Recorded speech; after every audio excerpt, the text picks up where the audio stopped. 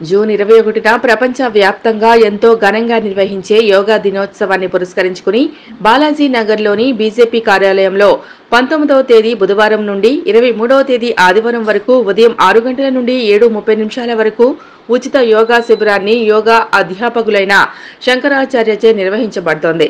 ఈ సందర్భంగా వారు మీడియాతో మాట్లాడారు.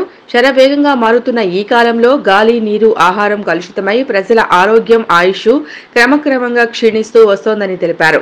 చిన్నపిల్లల నుండి పెద్దల వరకు ఊబకాయం, మధుమేహం, రక్తపోటు, గ్యాస్, నరాల బలహీనత, కీళ్ల నొప్పులు, కంటి చూపు మందగించటం, శ్వాస, గుండెకు సంబంధించిన వివిధ సమస్యలతో, పని ఒత్తిడితో వచ్చే అలసట, తలనొప్పి, నిద్రలేమినతో ప్రజలు నానా యాతనలు అనుభవిస్తున్నారని తెలిపారు.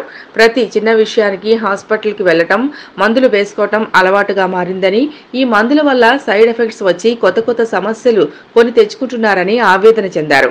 ప్రతి ఒక్కరూ కూడా నిత్యం యోగా సాధన చేయటం ద్వారా అనేక దీర్ఘకాల రోగాల బారి నుండి బయటపడడమే కాకుండా శారీరక, మానసిక, ఆధ్యాత్మిక ఆరోగ్యంతో పాటు క్రమశిక్షణ, శారీరక దృఢత్వం, ఏకాగ్రత, ముఖవచస్సు కలిగి ఎంతో ఆనందంగా జీవితాన్ని గడుపుతారని అన్నారు.